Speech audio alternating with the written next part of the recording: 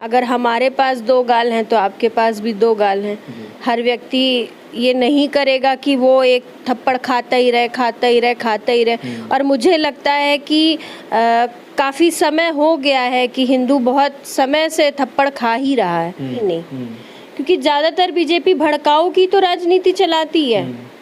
भाई आज आपने कहीं पर मंदिर का मुद्दा उठाया, भड़काने वाला दिए खूब अपने अच्छे आपने उदाहरण दिए और भड़काने वाले बयान दिए, आप जीत गए। कहीं आपने मस्जिद का मुद्दा उठाया, आपने भड़काऊ बयानबाजी करी, आप जीत गए। नमस्कार, मैं जितेश सिंह चौहान और आप देख रहे हैं भारत एक नई सोच। भारतीय जनता पार्टी की प्रवक्ता नुपुर शर्मा के बयान के बाद पूरे देश में हलचल तेज हो गई है, सियासत तेज हो गई है। आज उत्तर प्रदेश के 3-4 जिलों में सांप्रदायिक तनाव देखने को मिला। 3 जून को कानपुर में भी हिंसा भड़कती है, उसके बाद आज जुमे की नमाज अदा की जाती है। इस समय हम कानपुर में मौजूद हैं और हमारे साथ बातचीत करने के लिए पूजा दुबे जी मौजूद हैं। आपका बहुत बहुत स्वागत है हमारे चैनल पर। धन्यवाद। पूजा जी, ये बताइए कि नुपुर शर्मा जिन्होंने बयान दिया उसके बाद देश की जो सियासत है वो गर्मा सी गई है, बिल्कुल तेज हो गई है, क्या कहेंगे? देखिए, नुपुर शर्मा जी का जो बयान जिस तरीके का हाईलाइट बार बार किया जा रहा है, सबसे पहली बात तो मैं ये कहूँ कि जो ये नुपुर शर्मा जी का जो बयान था ये लगभग 4 दिन पहले आया और 4 दिन बाद इस पर इस तरीके का एक्शन हुआ, तो मुझे तो ये सोची समझी एक साजिश लगती है। मुझे ये नहीं लगता कि ये बयान पर किसी तरीके का रिएक्शन हुआ है, क्योंकि अगर उस पर होता तो ये तो तुरंत ही फिर उस पर एक्शन होना चाहिए था।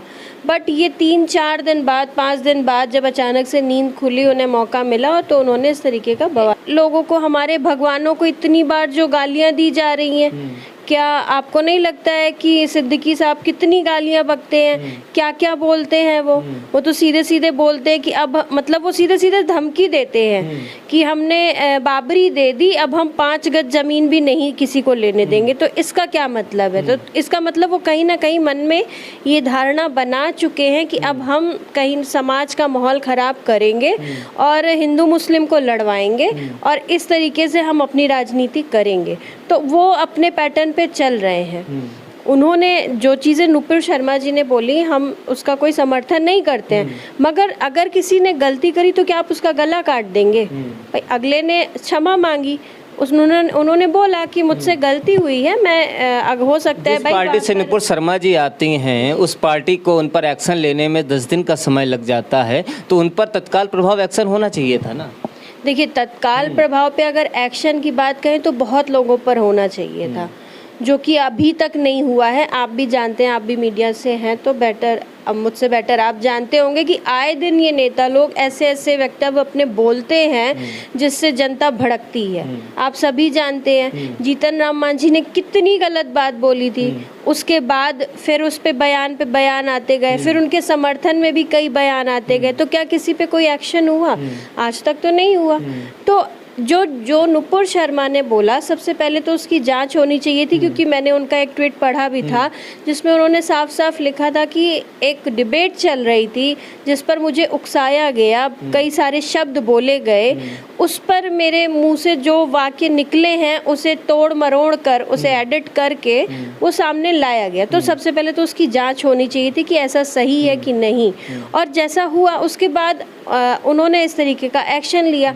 मैं तो ये समझती हूँ कि अगर कोई आपसे माफ़ी की मतलब इच्छा कर रहा है, आपसे माफ़ी मांग रहा है, तो पहला आपका ऑप्शन यही होना चाहिए था कि अगर ये उनकी पहली गलती थी तो आप उन्हें माफ़ कर देते और आगे ऐसी गलती ना होने की एक वार्निंग देते, जो कि हमारे कानून में भी है। आप जानते ही हैं मैं एक अधिवक्ता हूँ, तो मैं लीगल वे पे ज़्यादा बात करती हूँ कि अगर किसी से कोई गलती होती है, उसकी क्षमा याचना करता है, तो उसे फर्स्ट वार्निंग देकर आप लेट गो करिए।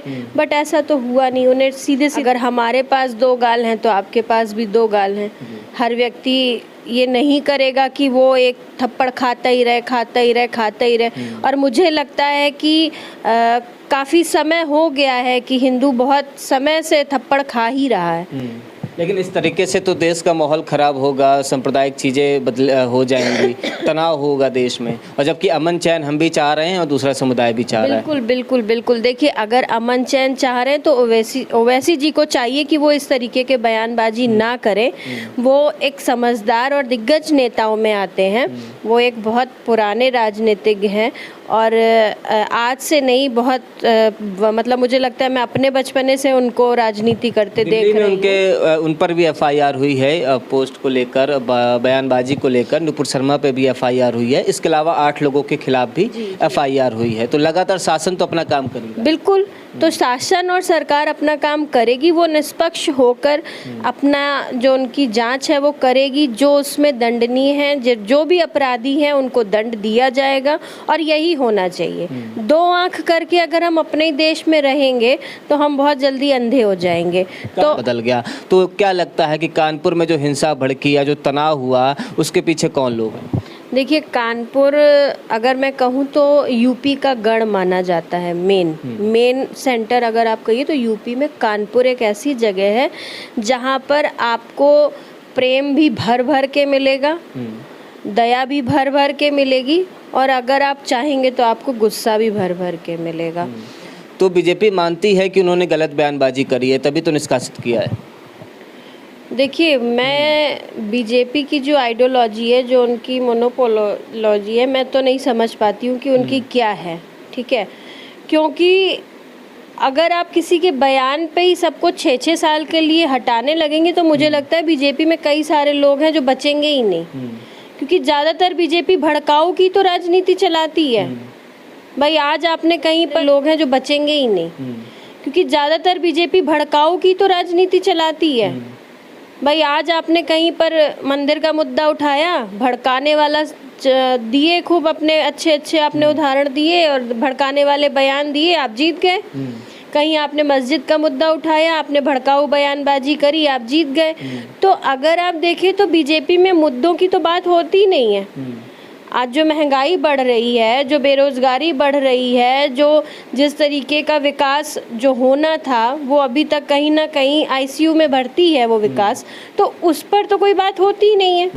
तो बीजेपी की तो राजनीति ही है कि आप विरोध करिए और बढ़ जाइए। भाई, आप देखिए, अभी जो हार्दिक पटेल को इन्होंने ले लिया, वो हार्दिक पटेल क्या बहुत अच्छा वक्तव्य है उसका, या क्या वो आए दिन बीजेपी की क्या तारीफें कर रहा था? लोग कह रहे हैं, सोशल मीडिया पे भी लगातार चल रहा है कि नुपुर शर्मा जो हैं वो अपने घर में ही अकेली हो गई हैं। बिल्कुल सही बात है, बिल्कुल सही बात है, और मेरी पूरी सहानुभूति है उस महिला होने के नाते, सच होने के नाते, सही होने के नाते आप कुछ भी कह सकते हैं, बट है क्यों? क्योंकि आज जब उसे पार्टी की ज़रूरत है, जब उसे लोगों की ज़रूरत है, जब उसे सबके समर्थन की ज़रूरत है, आपने उसे 6 साल के लिए बहाल कर दिया है। मतलब 6 साल के लिए आपने उसको सस्पेंड कर दिया। ये तो बहुत गलत चीज़ है ना। भाई, आप अगर इस तरीके से, तो फिर आप संबित पात्रा को भी हटाइए। क्या वो कम ऐसे विरोधाभासक बयान देते हैं? आप उन्हें भी हटाइए। हार्दिक पटेल को आपने गले लगा लिया है, वो तो ना जाने क्या क्या बोल रहा था बीजेपी के बारे में। नुपुर शर्मा पर जो एफआईआर हुई है उसे आप कैसे देख रही हैं? देखिए, कानून का काम कानून को करने दीजिए, क्योंकि मैंने बताया आपको, मैं अधिवक्ता हूँ, तो मैं उसमें किसी तरीके की कोई माइनस पॉइंट नहीं निकाल सकती हूँ। उन्होंने जो काम किया वो उनका जायज़ था। भाई, किसी ने कुछ गलत कहा है, किसी ने किसी के मान लीजिए मानहानि का हरकत किया है, तो उस पर उनके ऊपर एफआईआर हुआ है, दैट्स ओके। बट जो सरकार की तरफ से हुआ है, मैं उसके बिल्कुल खिलाफ हूँ। ये नहीं होना चाहिए था। जब चुनाव चल रहा था उत्तर प्रदेश का, तो कहा जा रहा था कि मई जून में शिमला बना देंगे, लेकिन हाल फिलहाल के जो लगातार घटनाएं हो रही हैं, आज की अगर हम बात करें तो प्रयागराज, सहारनपुर, मुरादाबाद, इन ज़िलों से हिंसा की खबरें आ रही हैं। तो शिमला बनता तो नज़र आ नहीं रहा है उत्तर प्रदेश। देखिए, शिमला तो वो बस पहले ही था, और शिमला बनते क्या आपको क्या लग रहा है यहाँ बर्फबारी होगी? यहाँ पे पत्थरबाजी शुरू हो गई है। तो बर्फबारी तो नहीं हुई, ओले ज़रूर दिख रहे हैं। और अगर इसी तरीके का ये लोग सांप्रदायिक विवाद करवाते रहेंगे तो मुझे नहीं लगता कि कभी ये शिमला कुछ बनेगा, क्योंकि बहुत ज़्यादा हिंदू मुस्लिम मंदिर मस्जिद जो रियल मुद्दे हैं उनको कोई पकड़ना ही नहीं चाहता। क्या लगता है रियल मुद्दे क्या हैं? आप भी जानते हैं, आप भी मुझे नौजवान ही दिख रहे हैं, है ना? तो आपसे भी छोटी उम्र के बच्चे आज उस जो हुआ है दंगा उसमें पकड़े गए हैं। और अक्सर आप देखेंगे अगर जो भी ये रैलियां निकलती हैं आप उसमें 18, 19 साल, 20 साल, मैक्सिमम 20 से 22-25 साल तक के बच्चे ही आप देखेंगे जो उन रैलियों में निकल रहे हैं। क्या वो रैलियों के लिए पढ़ते हैं?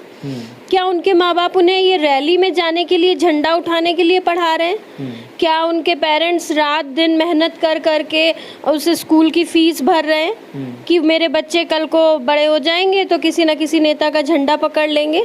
क्या ये है विकास? क्या इसे आप विकास मान रहे हैं?